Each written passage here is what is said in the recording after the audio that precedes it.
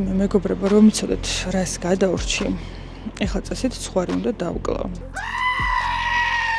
უბრალოდ საწყომა ცხვარმა რა დააშავა, რამე სხვას მოვიფიქრებ, მაგრამ მართლა გადარჩენილი ვარ ვიდეოს რაც ქვია, კინაღამ აუფეთქდი. მოგიყვებით ამას როგორ მოხდა და საკმაოდ გვიან გავაანალიზე ეს ყველაფერი, რომ შეიძლება ეგეთ რაღაც დამმართნოდა და მე რეგვიან ვინერვიულე, მაგრამ საბედნიეროდ გადავრჩი. კინაღამ წყალში ჩამაყარა აბსოლუტურად ყველაფერი, ჩემი მთელი შრომა-წვალება, ნერვიულობა და ფული პირველ რიგში. მანამდე გეტყვით, რომ ჩვენ ვართ ხა გეზმოტორსის ვარკეთილის ფილიალში. აი ამ ფილიალში ბევრჯერ გექნებათ უკვე ჩემს ვიდეოებში ნანახი. გეზმოტორსი არის ლიქუმოლის ოფიციალური წარმომადგენელი საქართველოში და თქვენ ვიდეოებში ნახეთ, რომ ჩვენ ლიქუმოლის პროდუქცია გამოვიყენეთ სწორედ პირველ რიგში ზეთი, რომელიც იყო ყველაზე მნიშვნელოვანი, იმიტომ რომ ძრავში ვასხავდით იმ ნაფერებ ძრავში. ნუ ზოგადად რაც BMW მყავს, მე ჩამოვიყვანე თუ არა, მაშინვე რეკომენდაცია გაუწიეს, რომ ლიქუმოლის ზეთი მოიხმარებო და მას შემდეგ ლიქუმოლის ზეთს მოვიხმარ. ასევე მოვიხმარეთ ლიქუმოლის ისეთი სითხეები, როგორც იყო მაგალითად ჭურჭყის და ჟანგის მოსაშორებელი და ეს ძალიან დაგვეხმარა ძრავის აწყობის პროცესში, ბევრი დეტალი ამით გავასუფთავეთ და გავაბზრიალეთ, ახალს დავამსგავსეთ. ხო და ეხლა როდესაც ავტომობილი გავლის დაახლოებით 500 კილომეტრს უნდა შევცვალოთ ზეთი. ეგ არის ეს რომ ჩაასხო დაახლოებით 300-500 კილომეტრი უნდა იარო და შემდეგ გამოცვალო თავიდან და ის ზეთი იქნება უკვე ის, რომელიც 5000 კილომეტრს გაგატარებს. ნუ შეიძლება მეტის გაიარო, პრობლემა არ იქნება, უბრალოდ მე ეგეთი გრაფიკი მაქვს ზოგადად ჩემს მეორე სერიაზე, ყოველ 5000 კილომეტრზე ვცვლი ხოლმე, ესე უფრო იმედიანად ვარ და მირჩევნია თავი დავიზღვიო. ეხლა რადგან გეზმოტორსზე ვისაუბრეთ, რომელიც ჩვენი პარტნიორია, სხვა პარტნიორებსაც დავასახელებ, ჩვენი გენერალური სპონსორი არის Trust Import, ვინც ჩამოგვიყვანა ჩვენ ეს MX-ი. და მთელი ამ პროექტის განმავლობაში ჩვენს გვერდით იყო, ასევე არის Soccer Georgia, რომელიც 50 ლიტრ საწვავს გაათამაშებს ამ ვიდეოშიც და Little Tree Georgia, რომელიც ჩვენს სურნელოვან მგზავრობას უზრუნველყოფს ხოლმე. ეხლა დავიწყოთ ამბის მოყოლა. ეხლა როგორ დაგვემართა ეს ყველაფერი და როგორ აუფეთქდი კინაღამ მანქანით. მოკლედ, როდესაც მანქანა დასრულდა და პროფილაქტიკიდან წამოვიყვანეთ, იქვე რა აკუმულატორი დავქოქეთ ეს ეგრეთ წოდებული პერემიჩკებით, ეგრეთ წამოვიყვანეთ, ამოვიღეთ ეს აკუმულატორი და დავაერთეთ დატენვაზე. თავიდან რაღაც პერიოდი გაცოცხლებას მოუნდა, რომ უკვე დატენვა დაწყებულიყო, მაგრამ დატენვა რომ დაიწყო და უკვე მაღლა რომ წავიდა, ჩავთვალეთ, რომ კარგი იყო, საღი იყო და გამოგვადგებოდა და მართლაც რომ ჩავდგით, უკვე ყველანაირი დახმარების გარეშე დაიქოქა, ვიარე და ისე უკვე ბედნიერი ვარ, რომ გადავრჩი საკმაოდ დიდ ხარჯს და აკუმულატორი არ მაქვს საყიდელი, იმიტომ რომ BMW-ს ორიგინალი აკუმულატორი ღირს 1900 ლარი მეგობრებო. მართლა ცენტრში რომ შევუკვეთოთ. იქიდან რომ წამოვედი, რამდენიმე ადგილას ვიყავი მისასვლელი, იმიტომ რომ ბევრი რაღაც გვქონდა კიდევ მანქანაზე მოსაგვარებელი. ერთ-ერთი იყო დიაგნოსტიკაზე უნდა მივსულიყავი, იმიტომ დიაგნოსტიკაზე შეგვერთებინა, გვენახა რას გვეტყოდა, ძრავი, რამე კიდე ჭირდებოდა თუ არა და რა მდგომარეობაში იყო და ასევე ვიზუალურად სახურავი იყო გასაკეთებელი და მაგაზე უნდა წამიყვანა და მეჩვენებინა. ამ ყველაფერს ვიდეო შეიხილავთ, მაგრამ მე შესავალს გიგეთებთ. დიაგნოსტიკაზე მიმავალმა ვიგრძენი რაღაც პერიოდის შემდეგ რაღაცნაირი ცხელი სუნი. აი, როგორ აგიხსნათ, ეს არის დამწვრის სუნი. აი, რაღაცნაირი ცხელი სუნია. თითქოს სულ ახალხანს ნამცხვარი გამოცხვა და ისე უკვე უნდა გათიშო ღუმელი. თავიდან მიფიქრე მეჩვენება მეთქი და გავაგრძელე გზა. მე საკმაოდ დიდი მანძილი რომ გავიარე, მივხვდი რომ არ მეჩვენებოდა და ნამდვილად ჩემს სალონში იდგა ეს სუნი. გადმოვედი და კაპოტში ვყნოსავდი, მეთქი იქ ხომ არ დგას ეს სუნი, მაგრამ არა. გავაგრძელე გზა და მივედი დიაგნოსტიკაზე.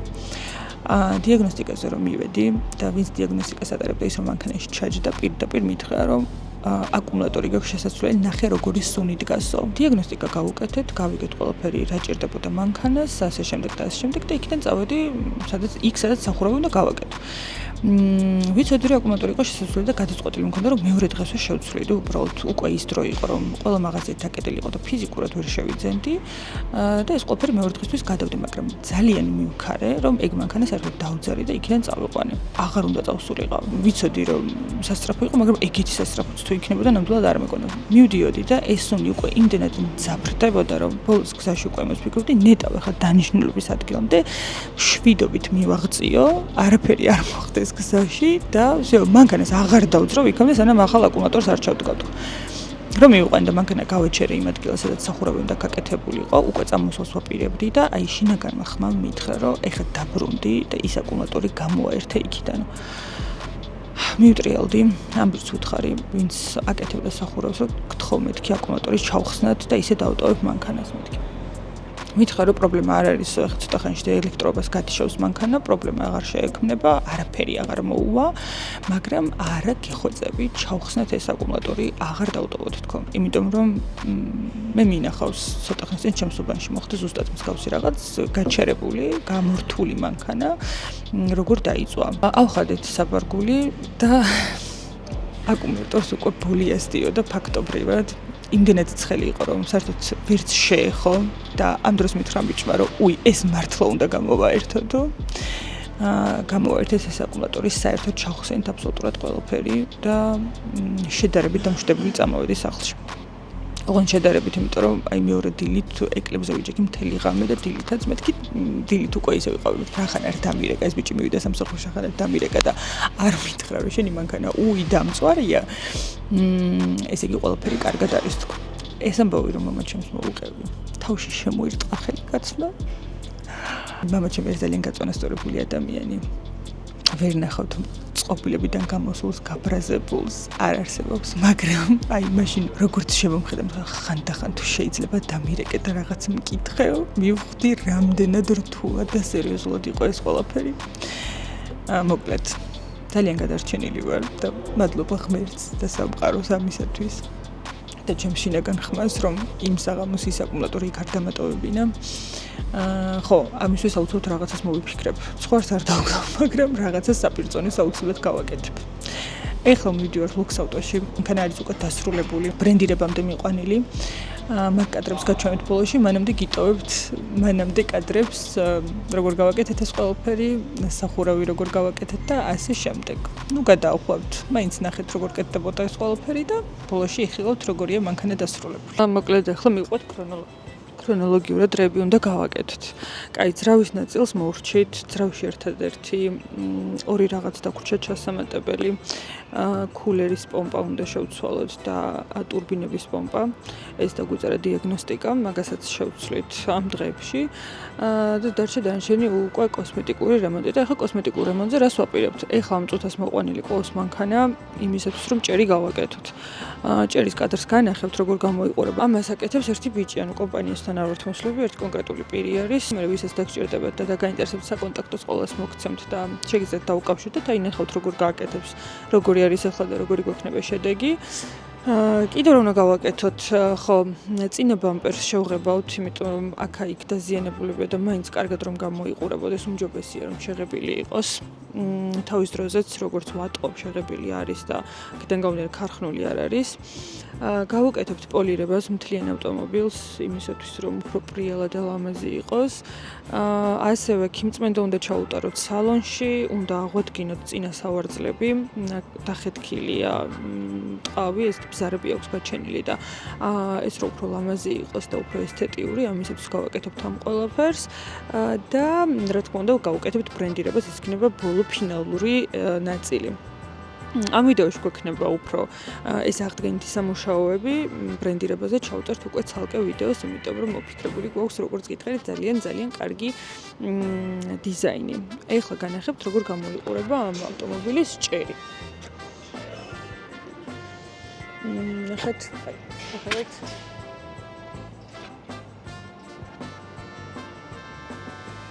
აი ესე გამოიყურება, ესეთი დაზიანებულებია. ნახეთ, აი აქ ახლა დაზიანება აქვს. საერთოდ ისე გამოიყურება, მე ვერც წარმომედგინა მისი აღდგენა თუ შეიძლება და არ ვიცი რა უნდა გამეკეთებინა, მაგრამ ჩვეულებრივად ხდება თურმე ხო და ესე მომასწავლეს ერთი ადამიანი, რომელიც ამას ძალიან კარგად აკეთებს და ეხლა ვნახოთ, ერთად ვნახოთ როგორი შედეგი დაგვიდგება.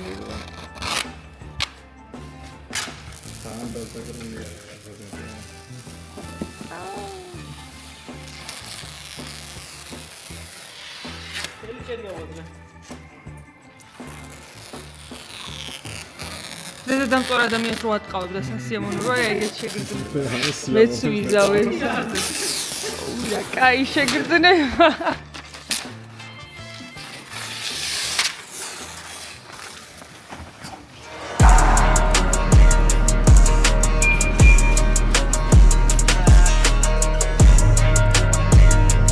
ეხლა ეს რომ ერთ ჩავწერო არ შეიძლება და არ მოგიყვეთ აი ამ ადამიანის შესახებ მოკლედ, მოვედი რეკომენდაციით საქარე მინის პატარა ბზარის ამოვსებაზე. წინ აქვს პატარა წერტილი და იმისათვის, რომ არ წავიდეს, ასე ვთქვათ, კიდევ უფრო მეტად ბზარი, გადავწყვეტე, რომ ამომევსო და ამით აღმომეფხვრა ეს პრობლემა.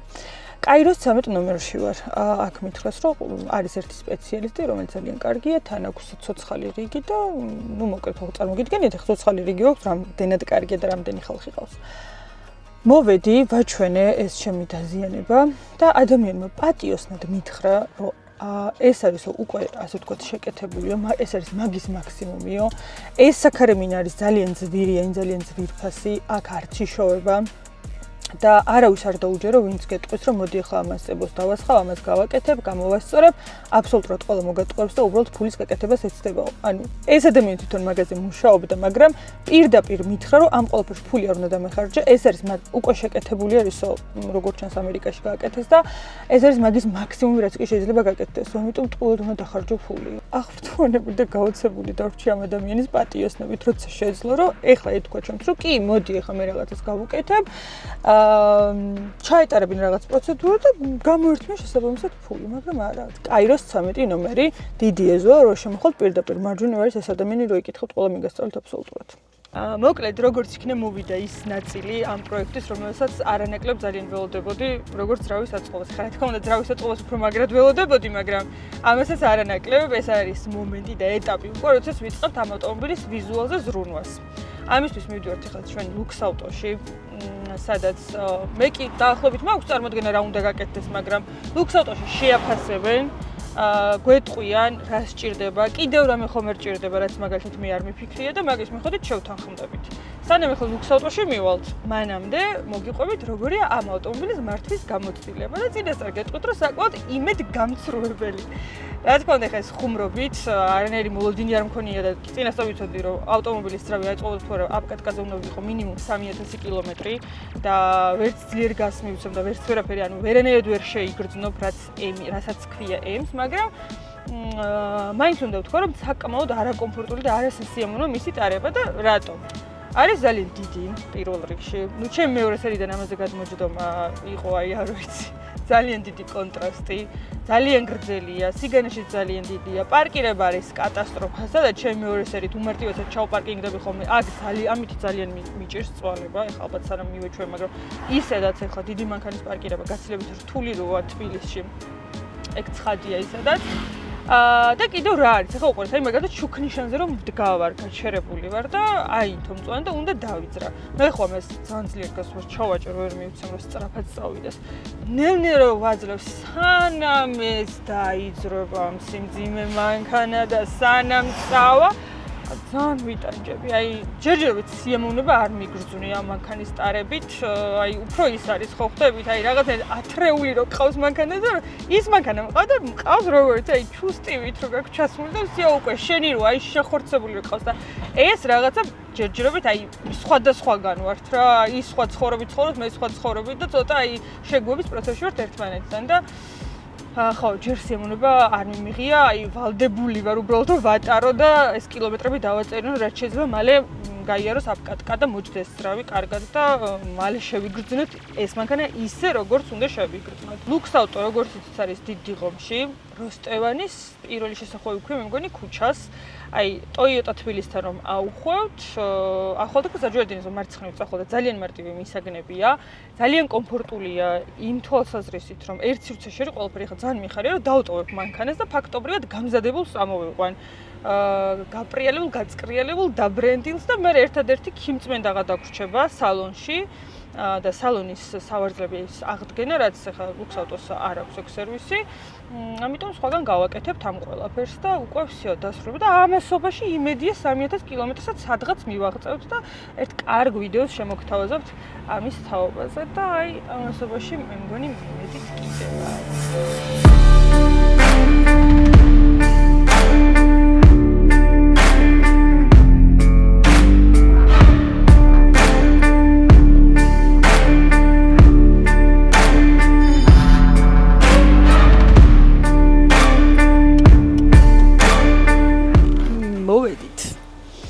ეს არის ლუქს ავტოს პირველი სივრცე. აი სავალი ნაწილების შეკეთება ხდება და ამ შემდეგ რასაც რობოტი ჭირდება. მანქანის ახლა გავაჩერებ, იმიტომ რომ ექსპერტი აქ მოდა შეაფასებს რა მდგომარეობაშია მანქანა, რა ჭირდება, რა უნდა გაუკეთდეს და ასე შემდეგ და მანამდე მე გეტყვით ჩემი აზრით რა ჭირდება. ჭერს განახებთ, ნახეთ როგორ არის აღდგენილი, რა ლამაზე ნუ ეს წყლის წვეთები აქვს, სანამ მოვიყვანდი გავრეცხე, მიუხედავად იმისა, რომ სამრეცხავ აქვს, მე მაინც გავრეცხე, რომ მეთქი ისე ცხوار მივიყვანთ თქო, მაგრამ ნახეთ აი ეს უკანა საქარემინა როგორ არის, აი დაბურული, იმიტომ რომ არ ვიცი ეს რის ბრალი არის, როგორც მითხრეს, სადაც ეყენან, ნუ პროფილაქტიკაში ამ შემთხვევაში იქ არის ნადები აქვს გაჩენილი, რასაც პოლირება წეს თუ შორის, პოლირება უნდა გაუკეთდეს. აი აქაც არ ვიცი ახლა ამას ექსპერტს შევაფასებინებთ, რამდენად ეშველება აი ამ წერტილებს პოლირებით და მაგასაც გვეტყვიან. უკანა ბამპერზე არ ვიცი, აქვს რაღაც პატარ-პატარა დაზიანებები, მცირე და რამდენად ღირს ამისთვის შეღება, მაგასაც ისინი გვეტყვიან. ერთი რაც ზუსტად ვიცი, წინა ბამპერი უნდა შევუღებოთ, იმიტომ რომ ეს წინა ბამპერი აშკარად იქაც შეღებილია, ანუ ქარხნულ საღებავზე წესით არ უნდა იყოს. პოლირება როგორ უნდა ჩაუტარდეს, იმიტომ რომ აქაც აი როგორი ის არის. ამას არც გარეცხვა შორის, არც არაფერი და წესით პოლირება უნდა უშუალოს და ბოლოს აი ამ ყველაფერს რომ დავასრულებ, რა თქმა უნდა, შემდეგ აი იქ არის ბრენდირების ოთახი. წამოთან დავათვალიეროთ. ეს არის სამღებრო ოთახი. ნახეთ რა მხელა სამღებრო ოთახია, ანუ ერთდროულად საკმაოდ ბევრი ავტომობილის მომსახურება შეუძლიათ. საკმაოდ დიდი არის. აქეთ არის სათუნუქე სამუშაოები. აი აქ და აქეთ არის ბრენდირების ოთახი. აი აქ. ბრენდირების ოთახი წესით კარგად უნდა გეცნობოდეთ ჩემს მაყურებლებს, იმიტომ რომ ჩვენ მოტოციკლის სწორედ აქ გავაკეთეთ. აქ დაგვიბრენდეს, აქ შეგვიქმნეს ის სილამაზე, ჯერ ჩემმა დიზაინერმა გააკეთა, მერე ლუქსაუტოს დიზაინერმა სრულყო და აქ გადავაკარით, რის გამოც გამოვიდა ძალიან ლამაზი მოტოციკლი. დღემდე ვინ შემხვდება აბსოლუტურად ყოველდღე მოხდება, რომ ძალიან ლამაზი მოტოციკლი ყავსა და დარწმუნებული ვარ, ეჭვიც არ მიპარება, მანქანაზეც იგივე შემთხვევა გვექნება, იმიტომ რომ ეხლა მე რაღაცა მონახაზი მაქვს გაკეთებული, მიცემული მაქვს ლუქსაუტოს დიზაინერისთვის, ის დაამუშავებს, რაღაც თავის დეტალებს დაამატებს და გვაჩვენებს მალე რა იქნება. ოღონდ თქვენ არ გაჩვენოთ, თქვენ გაჩვენოთ სულ ბოლოს. ამის შემდეგ ვიდეოში გექნებათ უკვე იმის საშუალება, რომ ნახოთ როგორია დასრულებული ეს ავტომობილი.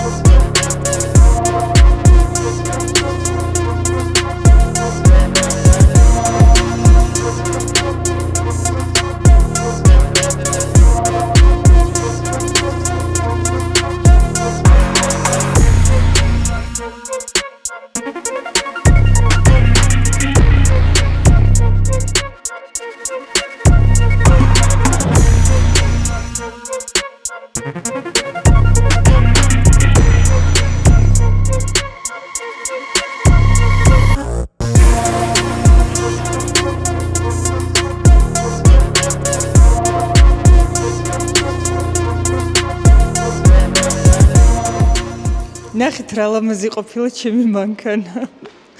როგორ პრიალებს, ეხლა იმდენად მომწონს, რომ აი ესეც ძალიან დიდი სიამოვნებით ვიყოლიებდი ყოველგვარი ბრენდირების გარეშე, მაგრამ გამომდინარე იქიდან რომ გვინდა რომ ყავდეს განსაკუთრებული ძალიან ლამაზი M6, ამიტომ რა თქმა უნდა საქმეს ბოლომდე მივიყვანთ და დავბრენდავთ. ეხლა როდესაც აი ამ ყველაფერს მოვრჩებით, დავსხდებით მე და ავთო ლუქსაუტოს დიზაინერი და ერთად დავაწყობთ დიზაინს, რაც ძალიან მიუხდება ამ მანქანას. ეხლა გითხრათ რა გაუკეთდა ზოგადად მანქანას. ჭერი რომ გავაკეთეთ, ეს იცით. ნახეთ როგორი გამოვიდა, მაგის კადრსაც გაჩვენებთ და მე მგონი მანამდეც გაჩვენეთ წინა კადრებში. შევღებეთ წინა და უკანა ბამპერი. აი ნახეთ.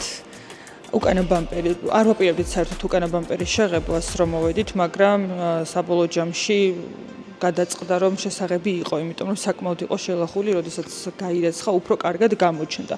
ასევე შეიღება წინა ბამპერი, წინა ბამპერს კარგად ძალიან ეტყობოდა, როგორი გასაკეთებელი იყო. ეხლა ეს არ არის ეგრეთ წოდებული დაზბორილი, იმიტომ რომ ეს დროებით გვაქვს გაკეთებული, იქიდან გამომდინარე რომ ზომები უნდა ავიღოთ დიზაინისთვის, სად როგორ რამ ხელაზე უნდა დაუბეჭდოთ და მე ისე უნდა მოიხსნას, იმიტომ რომ მუშაობის პროცესში ორივე ბამპერი მოხსნილი იქნება და ეგრე გაუკეთდება და ამიტომ დაზბორვა საჭირო აღარ იყო და ტყუილად აღარ ვიწვალეთ მაგაზე. გავუკეთეთ პოლირება. მანქანა რას გავდა, ალბათ გახსოვთ. ვისაც არ გახსოვთ, მთელი ეს იყო დაბურული, აი არსად არ პრიალებდა საერთოდ. საქარემინა, გვერდითა ფანჯრები, უკანა საქარემინა, ყველაფერი ისე იყო დაბურული და ისეთ მდგომარეობაში იყო, რომ არც გარეცხვა შევალდა, არც არაფერი. განსაკუთრებით სამუშაო იყო უკან საბარგულის ნაწილი, რომელიც აი ახლა ესე პრიალებს იდეალურად. სვარკის ან რაღაცის მეტალის გადაჭრის ანასხლეტი წინწკლები ქონდა ამას მოხვედრილი და შესაბამისად იყო მაგ მდგომარეობაში, მაგრამ ეხლა რო შეხედო საერთოდ აღარაფერი აღარ ეტყობა და არის მართლა ულამაზებს, ბრდღვიალებს მთელი მანქანა, იმდენად ლამაზია თეთრი შავში, რომ მართლა ძალიან მომწონს და სიამოვნებით მეყოლებოდა ესეთიც კი. და როგორ უხდება შავი დისკები, შავი ჭერი, შავი კანტები. ნუ მოკლედ, ეს არის. ეს ყველაფერი გავუკეთეს ლუქსავტოში. რისთვისაც ძალიან დიდი მადლობა, უღრმესი მადლობა. აი მე რასაც არ ვფიქრობდი, რომ მოვიყვანეთ და შევაფასეთ, თვითონაც კი მითხრეს კიდევ რა იყო გასაკეთებელი და რაც აუცილებლად უნდა გაგვეკეთებინა და ახლა რასაც ვუყურებ და თქვენს როდესაც რეალობაში ნახავთ ავტომობილს, მიხვდებით რომ ყველაფერი არის უმაღლეს დონეზე შესრულებული და არ ვიცი, მადლობის მეტი მართლა არაფერი არ მეთქვის, ძალიან კმაყოფილი და ბედნიერი ვარ ახლა რომ ვუყურებ ჩემ მანქანას ესეც, იმიტომ რომ ისე ცუდად გამოიყურებოდა, მართლა არ მეგონა თუ აი იქიდან აი ამ მდგომარეობას მივიღებდით და ესეთი ლამაზი გამოვიდოდა. აქ ახლა დისკების ნაწილიც დაგვრჩა, მაგასაც მოვაგვარებთ, გავალამაზებთ უფრო მეტად და ნუ შიდა ინტერიერის რემონტსაც ჩავატარებთ, ოღონდ ეს უკვე შემდეგ იქნება. ეხლა რასაც გავაკეთებთ, პირველ რიგში თქვენ დაგემშვიდობებით. გთხოვთ რომ გამოიწეროთ ჩვენი არხი, მოიწონოთ ვიდეო და კომენტაროთ, იმიტომ რომ 50 ლიტრის საწვავი ამ ვიდეოშიც თამაშდება. მე გადავინაცვლებ ახლა ავთოსთან, დავგეგმავთ, მოვიფიქრებთ, ავაწყობთ დიზაინს და დავიწყოთ უკვე ბრენდირებას. შემდეგი ეპიზოდი იქნება ძალიან მალე, როგორც კი მოვრჩევით ბრენდირებას მაშინვე. ამიტომ დიდი ხანი ლოდინი არ დაგჭირდებათ და შემდეგ ვიდეოში უკვე იხილავთ როგორი არის დასრულებული M6.